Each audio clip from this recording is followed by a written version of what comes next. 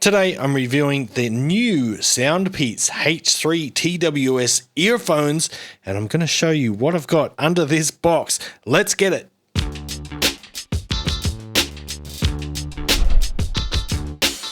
What's cracking, audio fans? It's David here from Prime Audio Reviews. Here is the box for the Soundpeats H3. The H3 is, I think, Soundpeats' current flagship model. It's coming in at a price of $129 US.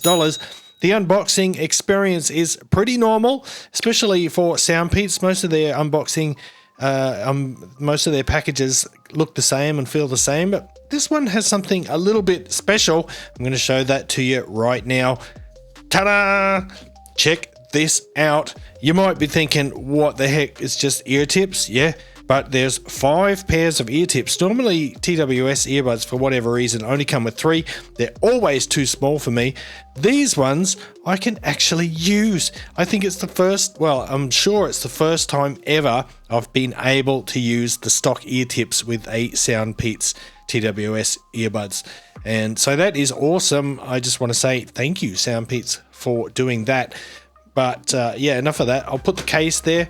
Pretty standard Soundpeats case. It's a little bit bigger than average. Just to put that into context, here it is next to the Air5 Pro case.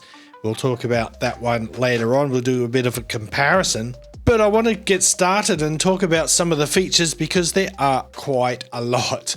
So inside of here, we've got a hybrid triple driver configuration. We've got a large 12mm dynamic driver, and then we've got 2 Belsing balanced armatures, one for the mid-range and one for the treble. When it comes to connectivity, we've got Bluetooth 5.4, nice, and that is handled by a Qualcomm QCC3091 chipset, and that has support for the excellent Snapdragon sound, LDAC, and aptX lossless. So yeah, those are the best wireless audio codecs out there on the market, and this has all that supported, so that is really great. The next feature is multi-point connectivity or dual device connection, so you can have these connected to 2 devices at the same time.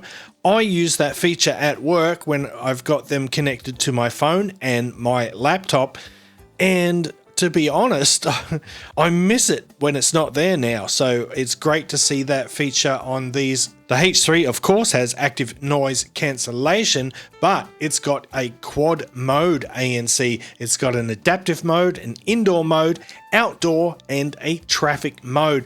The noise cancellation is up to 55 dB, which is pretty huge, and that is largely, well, it's more than all the other Soundpeats earbuds I've tested.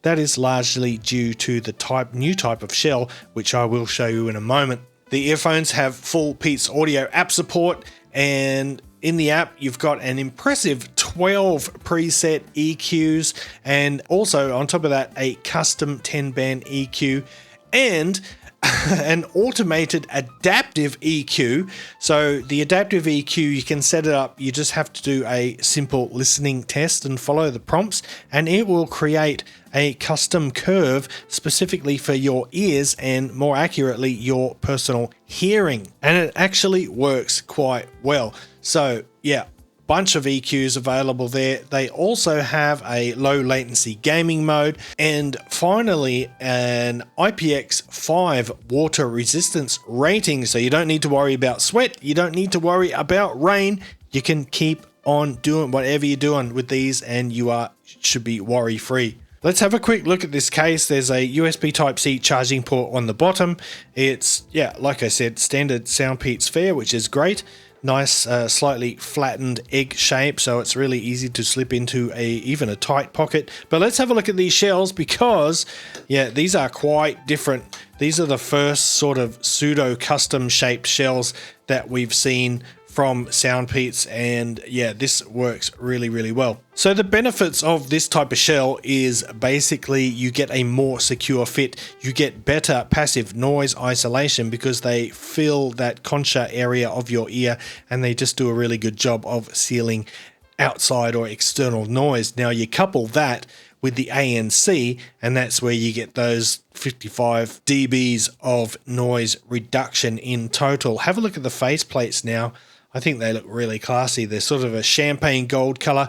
We've got a partial Soundpeats logo on there. It's pretty low key. I think these look classy as. Even the aluminium nozzles are a lovely touch too, and you can see the components and the circuitry inside, so that's really cool. Good job. There are some more features that I forgot to mention, of course. First of all, you can remap or reconfigure the touch controls within the app. So if you, by default, it's one touch on the right will increase the volume, one touch on the left will decrease volume, and a double tap will play and pause the music. You can swap those around, you can configure it however you want. That is really nice. Within that app, you can also update the firmware, you can choose your EQ mode, you can see the current battery level, all those kinds of things. You can set the gaming mode, set the dual connectivity mode, and the ANC mode all within the app. Let's talk battery real quick. So a full charge on the earbuds will give you about 7 hours of playback, and with the including the case, I think it's up to like, what is it, 37 hours, I believe. So yeah, pretty good. Not class leading, obviously, but 7 hours is more really than anyone should need. They do support quick charging, so a 10-minute charge will give you about 2 hours of playback time, so you never really need to be away from your music. Now, these also have 3 microphones per side for clear calls and, well, supposedly AI noise cancellation for the microphones. The mic sounds really good. I'm going to give you an example of that here. By 6000 BC, Greater Australia is no more. 1/7 of its land, about 2.5 million square kilometres, has been drowned by the sea. Tasmania, once a southern peninsula, is now an island whose aborigines have lost all contact with those on the mainland. So there you go. The mics sound great. They work great. Great for calls, great for gaming. One more thing before we talk about audio quality, I would just like to mention the ANC, or the active noise cancelling. Really good. It is even slightly better than the Air5 Pro here, which was at the time the best ANC I had heard from Soundpeats thus far, but these are even better. Not only that, but the pass-through mode, or the transparency mode, works very, very well. It doesn't sound overly compressed or anything. It sounds quite natural, and it does allow a lot of that external noise to come in. So, you know, if people are trying to get your attention, you can hear them. If you're out jogging on the road or something, you can hear traffic around you. So yeah, it's a very handy feature. All right. Enough with all that. Let's talk about audio quality. And I have to say, these are the best sounding Soundpeats earphones that I have heard. Now, previously, I mentioned there are 12 different EQ modes and a custom EQ and an adaptive EQ. I am going to describe the sound with the default EQ, or the one that out of the box sound, which is called the Soundpeats Classic. So let's talk about that. Out of the box, these have a warm profile, nice and full bodied with a boosted bass. That pretty much sums it up, really. But naturally, I'm going to dive deeper than that. So let's dig into the bass. The bass is powerful, and it's up front. It's powerful in the sub bass and the mid bass. So we've got a pretty beefy low end all the way through. The good news is the quality of the bass is excellent. There's no distortion. There's no sort of uncontrolled bloom in the bass. It is not boomy. It's very well controlled, and it nicely textured and just really well done. That big 12mm dynamic driver does its job. The bass is punchy and it slams. It sort of adds this liquid warmth that spreads throughout the music without being overpowering, of course. But these are not all about the bass. The sound as a whole is presented in an upfront sort of flavorful manner. So not only is the bass boosted, but the mid-range is pushed forward and the treble is sort of pushed forward as well. But moving on to the mid-range has that underlying warmth courtesy of the bass. However, the mids are still nice and clear and uncluttered, and it's probably due to the triple driver configuration. So you've got the balanced armature, remember, working, one working the mid-range, one working the treble. The mid driver works alongside that dynamic bass driver. It doesn't sort of, it's not wrapped up in the bass driver like you get with a single dynamic driver IM. I hope you're following me here. Consequently, there is no congestion in the mids and there's good spacing between vocals and instruments.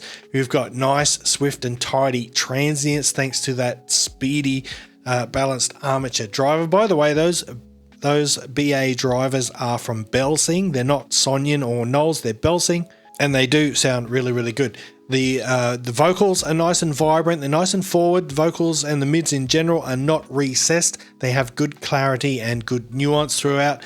All right, now treble. The treble quality is nice and crisp. It is surprisingly refined. So like I said, those Belsing BAs are actually really good. The timbre of the treble is nice and accurate. It sounds very realistic. It doesn't sound metallic or compressed.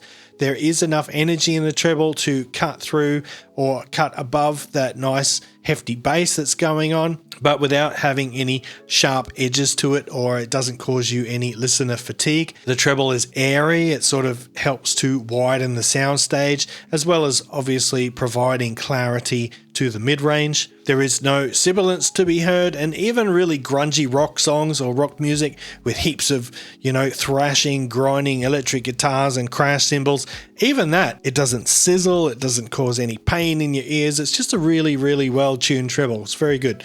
Now, in terms of soundstage technicalities, the soundstage is quite wide considering the warmth of the tuning, but of course, remember all this I'm talking about, you can change it heavily with the EQ, and they do respond very well to the different EQ modes and the custom EQ. So the sound I'm describing, you can really change it up. Like you can pull that bass right back if you want a more sort of high fidelity sound, if you want to expand the soundstage even more and sort of create a more spacious and cleaner sound, you can do that with the EQ. However, with this default tuning, it's just really fun and very engaging, and I like that, especially for something like this that is designed for listening on the go. Anyway, to finish off the technicalities, the resolution is good, instrument separation is good, and the imaging is pretty good. You got a nice wide stage, pretty decent amount of depth and height in the stage as well. And overall, it is just a really, really impressive sound, honestly, I can't think of any other TWS earphones in that price range, $120, $129, that sound better or even as good as this. They do sound slightly better than the Air5 Pro, which I did promise I'd talk about. Let's pull them out. So these are your typical earbud style. This is what a lot of people will be familiar with, this kind of format. But as you can probably imagine, the H3 does have a much better passive noise isolation than these ones. These just don't feel that much of your ear. And the Air5 Pro here just has a single 10mm dynamic driver. So compared with the triple driver config of the H3, this one just is able to separate the frequencies more cleanly, which results basically in better overall resolution. And yeah, most of the features are present on the Air5 Pro. These are still a great earbud, and obviously they are more affordable. They are like, I don't know, $40 or $50, maybe less.